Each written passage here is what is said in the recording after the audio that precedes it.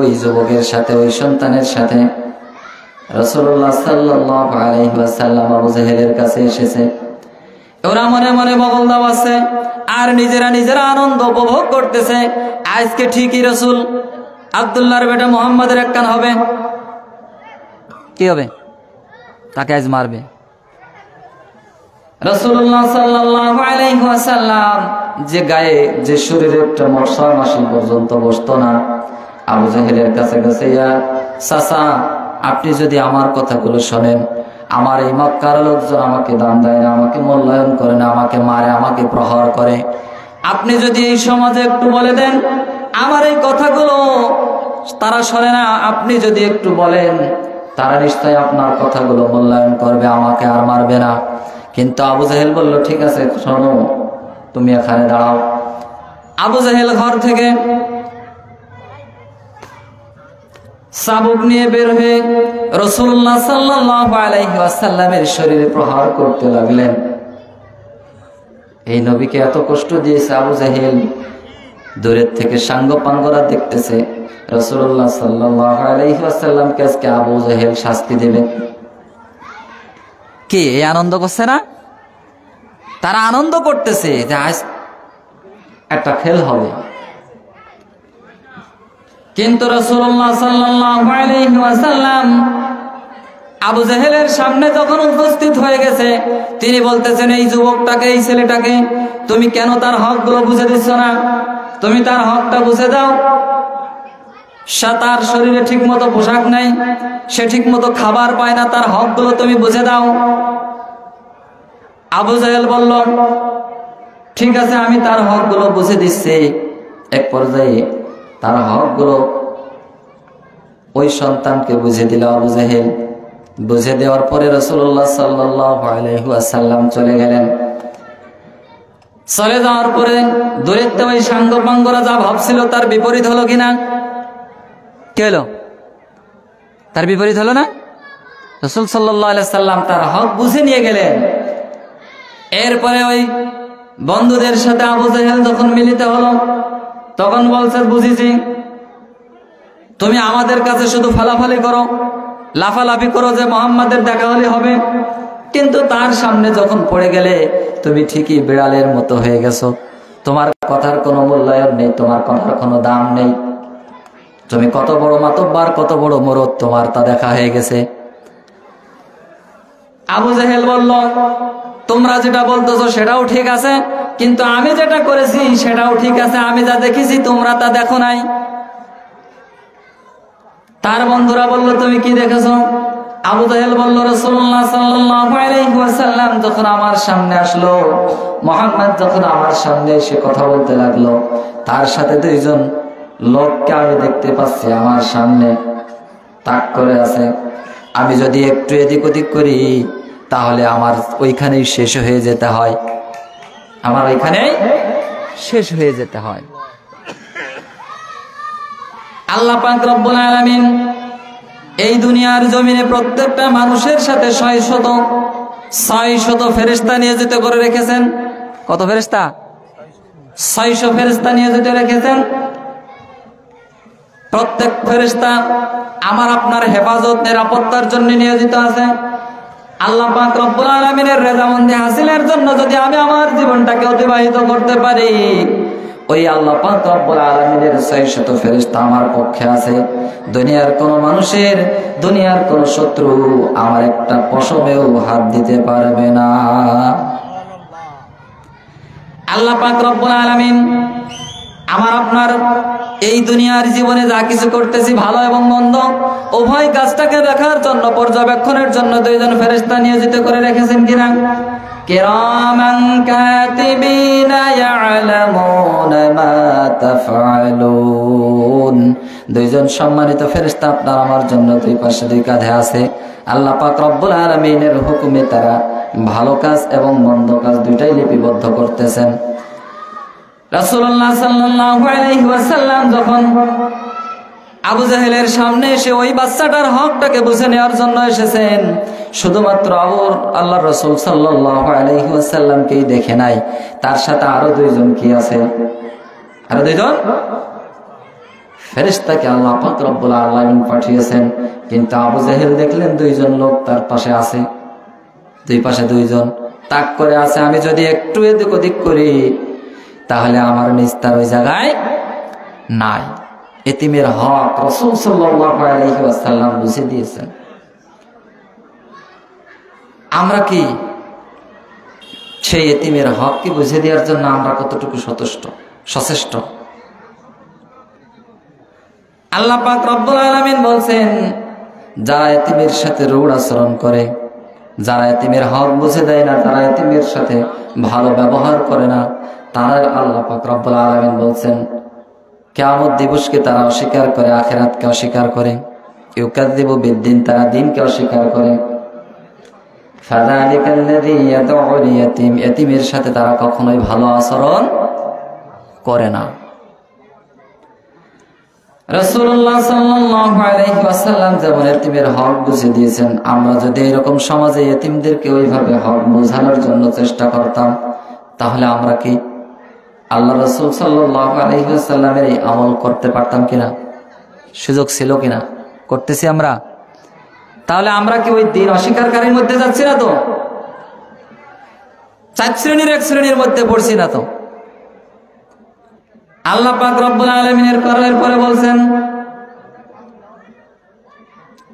আরাইতাল্লাযী ইউকাযযিবু বিদ্দীন ফাযালিকাল্লাযী ইয়াদউল ইয়াতীম। 2 নম্বরে বলছেন ওয়ালা ইয়াহুদ্দু আলা তাআমিল মিসকিন। আল্লাহ পাক রব্বুল আলামিন বলছেন, মিসকিনদের সাথে সে ভালো ব্যবহার করে না, মিসকিনকে সে ঘাড়ে ধাক্কা দিয়ে তাড়িয়ে দেয়। ওয়ালা ইয়াহুদ্দু আলা তাআমিল মিসকিন, সে নিজে মিসকিনকে খাওয়ায় না, আরেকজনকে সে মিসকিনকে সে খাওয়ানোর জন্য উৎসাহিত করে না।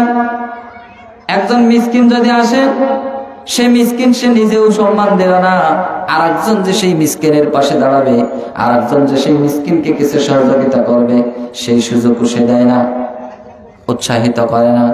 ওয়ালা তাহাদ্দুনা আলা তাআমিল মিসকিন। আল্লাহ পাক রব্বুল আলামিন সূরা ফাজরের মধ্যে বলেছেন, মিসকিনের সে ভালো আচরণ করে তার ঘাড় ধাক্কা দিয়ে বের করে দেয়। তাহলে মিসকিনদের সাথেও আমরা ভালো আচরণ করতে হবে। মিসকিন কারা? সমাজে আছে গরিব, ফকির, মিসকিন, আছে না? মিসকিন এমন মানুষ যাদের প্রয়োজন যতটুকু, সেই প্রয়োজন মেটানোর মতো অর্থ সম্পদ তার নেই। কিছু সম্পত্তি আছে, কিন্তু তার প্রয়োজন যতটুকু, সেই প্রয়োজন মতো সম্পদ তার না। ওই কিছুর সাথে যদি আরো কিছু যোগ করা হয়, তাহলে সে সুষ্ঠুভাবে সুন্দরভাবে চলতে পারে। অসহায়, আল্লাহ পাক রব্বুল আলামিন এই অসহায়ের পাশে দাঁড়াতে বলেছেন। এর থেকে যখন আমরা দূরে সরে যাব, আমরা ওই ইউকাযযিবু বিদ্দীন, দিনকে অস্বীকার করে ফেলছি। কি করছি? দিনটাকে আমরা এরকম অস্বীকার করে ফেলতেছি। আল্লাহ পাক রব্বুল আলামিন 3 নম্বরে বলেছেন ফাওয়াইলুল লিল মুসাল্লিন। আর দুর্ভোগ ওই সমস্ত মুসল্লিদের জন্য, আল্লাযীনা হুম আন সালাতিহিম সাহুন, যারা তাদের নামাজ সম্পর্কে উদাসীন। নামাজ সম্পর্কে কি? উদাসীন। নামাজ সম্পর্কে তাদের মধ্যে কোনো ধারণা নেই, বেখবর। আমাদের সমাজে দেখা যায় কিনা? দেখা যায় না? 3 নম্বরে আল্লাহ পাক রব্বুল আলামিন বলেছেন ফাওয়াইলুল লিল মুসাল্লিন। ওই সমস্ত মুসল্লিদের জন্য দুর্ভোগ, ওই সমস্ত মুসল্লিদের জন্য আল্লাহ পাক রব্বুল আলামিন দুর্ভোগ রেখেছেন, যারা তাদের নামাজ সম্পর্কে গাফেল। আমি নামাজে দাঁড়াচ্ছি, নামাজের মধ্যে কি পড়ি তা জানি না, নামাজে আরকান কয়টা তা জানি না, নামাজের মধ্যে আহকাম কয়টা তা জানি না, নামাজের আরকান কয়টা আছে তা জানি না। নামাজে দাঁড়াচ্ছি, নামাজে দাঁড়িয়ে দুনিয়ার খেয়াল, ধ্যান, কোথায় কি পড়তেছি কিছুই যায় না। নামাজের মধ্যে খুশু খুজু নাই, নামাজের মধ্যে খুশু খুজু নাই। তাহলে আমি আপনি কি আমার আপনার জন্য আল্লাহ পাক রব্বুল আলামিন দুর্ভোগ রেখেছেন। আমার আপনার জন্য দুর্ভোগ ওই নামাজীদের জন্যই। আমি নামাজ পড়ি কিন্তু আমার নামাজ আল্লাহ পাক রব্বুল আলামিনের কাছে পৌঁছাচ্ছে না। আল্লাহ পাক রব্বুল আলামিন কোরআনুল কারীমের মধ্যে বলেছেন, ইন্নাস সালাতা তানহা আনিল ফাহশাই ওয়াল মুনকার, নিশ্চয় নামাজ সমস্ত প্রকার খারাপ এবং অশ্লীল কাজ থেকে বিরত রাখে। কিন্তু আমি আপনি নামাজ পড়তেছি কিন্তু আমার ওই নামাজ খারাপ কাজ থেকেও বিরত রাখতে পারছে না, অশ্লীল কাজ থেকেও বিরত রাখতে পারছে না। কি নামাজ পড়তেছি?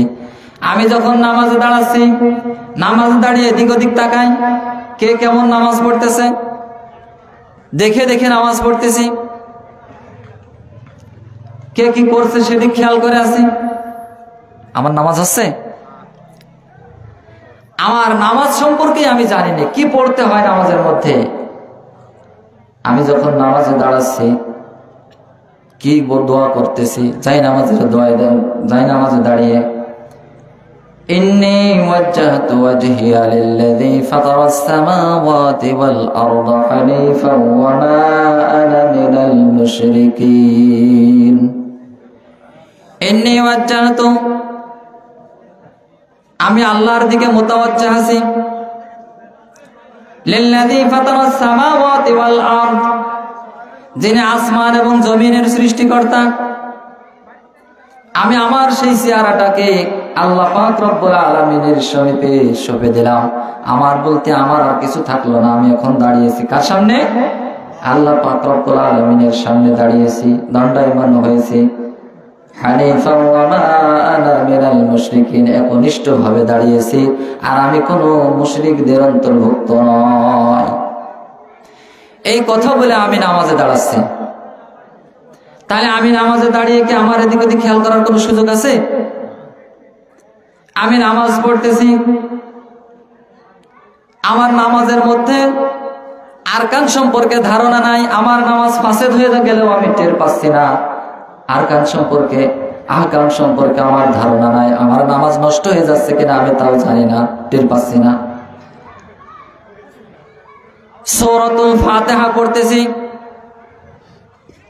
আলহামদুলিল্লাহি রাব্বিল আলামিন, সমস্ত প্রশংসা একমাত্র আমার যিনি প্রতিপালক তার জন্য। আর রহমানির রহিম, যিনি অত্যন্ত দয়াময়, অতি দয়ালু। মালিক ইয়াউমিদ্দিন, যিনি বিচার দিনের মালিক, যিনি বিচার দিনের মালিক।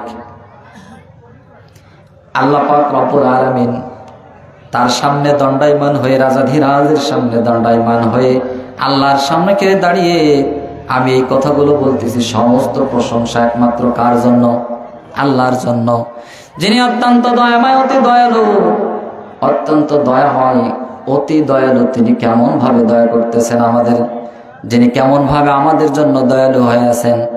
আল্লাহ পাক রব্বুল আলামিনের রহমান এবং রহিম একটু যদি চিন্তা করি, আমি আপনি সারাদিন কতটুকু খাবার খাচ্ছি, কতটুকু খাবার খাচ্ছি। আল্লাহ পাক যে রহমান, তিনি যে আমার প্রতি দয়া করতেছেন, ইহসান করতেছেন। আমি যদি সারাদিন 3 কেজি খাবার খাই, কি 2 কেজি খাবার খাই, মাসে 2 কেজি খাইলেও 60 কেজি খাবার খাই, খাই কিনা? খাই না? বছরে কয় কেজি খাই? মাসে যদি 60 কেজি খাই, 12 মাসে 424, 240 কেজি খাচ্ছি খাবার, নাকি? এইভাবে আমার আপনার হায়াত কতটুকু? আল্লাহ পাক রব্বুল আলামিন আমার 60 বছর হায়াত যদি দিন, আমি একটু হিসাব করি, যদি করি, পরিসংখ্যান যদি করি, আল্লাহ পাক কত বড় নিয়ামত আমাকে দিয়েছেন, কত বড় দয়া করতেছেন। এই খাবারটুকু আমার হাতে একবারে দিয়ে দেয়নি, একবারে দিয়ে দেয়নি। যদি একবারে দিত তাহলে কি আমার রাখার মতন সেই রকম ব্যবস্থা ছিল?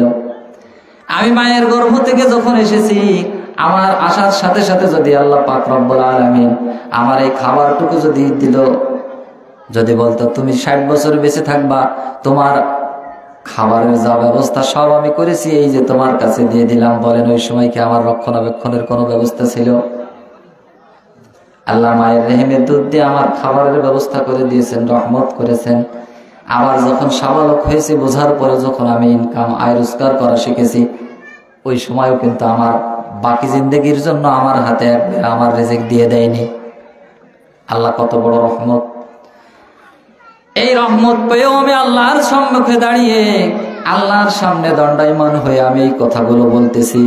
কিন্তু আমি বাড়িতে, আমি যখন নামাজ থেকে ফারেগ হয়ে যাচ্ছি, কথাগুলো আমার মধ্যে কি আছে, আমার কাজের মধ্যে কি প্রকাশ পাচ্ছে কিনা? আমি মালিক ইয়াউমিদ্দিন, আল্লাহ পাক রব্বুল আলামিনের জন্য আমি বলতেছি যে আল্লাহ তুমি বিচার দিবসের মালিক। আমি নামাজের মধ্যে দাঁড়িয়ে বলতেছি ইয়্যাকা না'বুদু ওয়া ইয়্যাকা নাস্তাঈন, আমি আপনার ইবাদত করি এবং আপনার কাছেই সাহায্য চাই। এবার আমি নামাজ থেকে বেরিয়ে বলেন, আমি কি আল্লাহর জন্য ইবাদত করে এসেছি কিনা, আমি আল্লাহর কাছেই সাহায্য চাচ্ছি কিনা? আমি বলতেছি কি এটা তো আমার মধ্যে নাই, আমি জানি না, আমি বুঝি না, তাহলে আমার এই নামাজ পড়ে কি হবে? এই জন্য আল্লাহ পাক রব্বুল আলামিন বলছেন ফাওয়াইলুল লিল মুসাল্লিন আল্লাযীনা হুম আন সালাতিহিম সাহুন, দুর্ভোগ ওই সমস্ত মুসল্লিদের জন্য যারা তাদের নামাজ সম্পর্কে গাফেল, যারা তাদের নামাজ সম্পর্কে বেখেয়াল। আমি 50 বছর ধরে নামাজ পড়তেছি, কিন্তু আমার নামাজের খুশু হচ্ছে কিনা জানি না। রাসূলুল্লাহ সাল্লাল্লাহু আলাইহি ওয়াসাল্লামের সামনে একজন সাহাবী এসে নামাজ আদায় করতেছেন। তিনি একবার নামাজ পড়ে নামাজ শেষ করে চলে যাচ্ছেন। রাসূলুল্লাহ সাল্লাল্লাহু আলাইহি ওয়াসাল্লাম তাকে বললেন, ভাই তোমার নামাজ হয়নি। তিনি আবার নামাজ আদায় করলেন, নামাজ আদায় করে চলে যাচ্ছেন। রাসূলুল্লাহ সাল্লাল্লাহু আলাইহি ওয়াসাল্লাম আবার তাকে ডাকলেন। রাসূল সাল্লাল্লাহু আলাইহি ওয়াসাল্লাম বললেন, ভাই তোমার নামাজ হয়নি। তিনি আবার নামাজ আদায় করলেন। রাসূলুল্লাহ সাল্লাল্লাহু আলাইহি ওয়াসাল্লাম এবারও বললেন, তোমার নামাজ হয়নি ভাই। এবার বললেন, ভাই হুজুর, ইয়া রাসূলুল্লাহ আমার নামাজ আদায় হয়নি কেন? রাসূলুল্লাহ সাল্লাল্লাহু আলাইহি ওয়াসাল্লাম বললেন, তুমি নামাজের মধ্যে তাড়াহুড়া করতেছো, নামাজের মধ্যে তাড়াহুড়া করেছে, এজন্য নামাজ হয়নি। আমরা এত তাড়াহুড়া করে ওযু করে দিকে জামাতে দাঁড়িয়ে গেছে, জামাতে দাঁড়িয়ে গেছে, তাড়াহুড়ো করে যাই, তাড়াতাড়ি আমরা নিয়ত করে দাঁড়িয়ে যাই, হয় কিনা? এরকম হয় না? তাড়াহুড়া করা যাবে না, অথচ আমরা দৌড়িয়ে যেয়ে দাঁড়াচ্ছি। দেখা যাচ্ছে আমার এই নামাজের জামাতে খেয়াল থাকার কারণে আমার ওযু পরিপূর্ণ হয়েছে কিনা আমি জানি না, খেয়াল নেই। দেখা যাচ্ছে পার গোড়ালি ঠিক মতো ধোয়া হয়নি, হাতের মধ্যে কেনুর পর্যন্ত ঠিক মতো ধোয়া হয়নি। এই কারণে নামাজেরা, আমরা 50 বছর ধরে নামাজ পড়তেছি, কিন্তু আমার নামাজ আমাকে খারাপ কাজ থেকেও বিরত রাখতে পারছে না, আমার অশ্লীল কাজ থেকেও বিরত রাখতে পারছে না।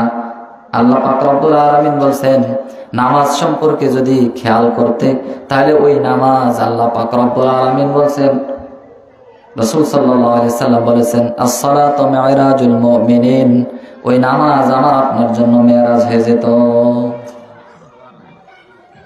কিন্তু আমি নামাজ সম্পর্কে এত গাফেল হয়ে গেছি। আল্লাহর প্রশংসা করতে দাঁড়িয়েছি, আল্লাহর সামনে দাঁড়িয়েছি, কিন্তু আল্লাহর প্রশংসা আমার মধ্যে নেই, আমার দেখানো কি লোক দেখানো। আল্লাযীনা হুম ইউরাউন, আমি নামাজ পড়ি ঠিক, কিন্তু আমার উদ্দেশ্য কি? লোক দেখানো, লোকে আমার নামাজ পড়া দেখবে, আমাকে নামাজি বলবে, এই চিন্তা করে আমি নামাজ পড়তেছি। দাড়ি পেকে গেছে, এখন যদি নামাজ না পড়ি লোকে খারাপ বলবে, এই জন্য আমার নামাজ পড়তেছি। আল্লাহ পাক রব্বুল আলামিন কুরআনুল কারীমের মধ্যে বলেছেন, ইন্নাল মুনাফিকুনা ইউখাদিউনা আল্লাহা ওয়া হুয়া খাদিউহুম আল্লাহ পাক রব্বুল আলামিন বলছেন তারা হচ্ছে মুনাফিক। ইউখাদিউন আল্লাহ, আল্লাহ পাক রব্বুল আলামিন তাদের দ্বারা ওই কাজটা সম্পাদন করছেন তারা, ওই সুযোগ আল্লাহ পাক রব্বুল আলামিন তাকে দিয়েছেন।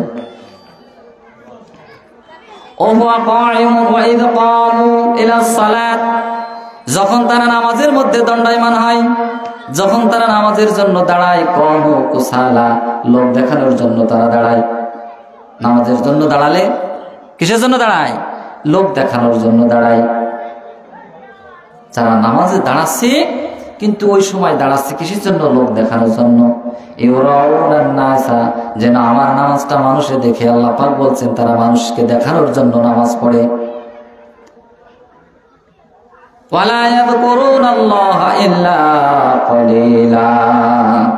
আর আল্লাহ পাক রব্বুল আলামিনের স্মরণ তারা খুব সীমিতই করে। যারা যতক্ষণ নামাজ পড়ে ওই নামাজ শুধু লোক দেখানোর জন্য পড়ে, ওই নামাজটা পড়তেছে, নামাজের মধ্যে খুশু নাই, নামাজের মধ্যে খুজু নাই। আমি নামাজ পড়তেছি, আমার দৃষ্টি অন্যদিকে যাচ্ছে। আমি নামাজ পড়তেছি, দুনিয়ার সব কিছু হিসাব নিকাশ এই নামাজের মধ্যে নিয়ে আসছি। হ্যাঁ, নামাজ পড়তে পড়তে যদি আমার মনটা চলে যায় অন্য জায়গায়, আমি সাথে সাথে আবার মনটা ফিরিয়ে নিয়ে আসছি, এটা সমস্যা না। কিন্তু আমি নামাজে যখন দাঁড়াচ্ছি, আমার নামাজের ভিতরে কি পড়া লাগবে, আমার নামাজের মধ্যে কি পড়তেছি, এই খেয়ালগুলো আমার নাই। এই জন্য আল্লাহ পাক রব্বুল আলামিন বলছেন ওয়াইদা কামু ইলাস সালাত, যখন তারা নামাজের মধ্যে দাঁড়ায়, কামু কুসালা, তারা আসলে লোক দেখানোর জন্য দাঁড়ায়। কিসের জন্য দাঁড়ায়?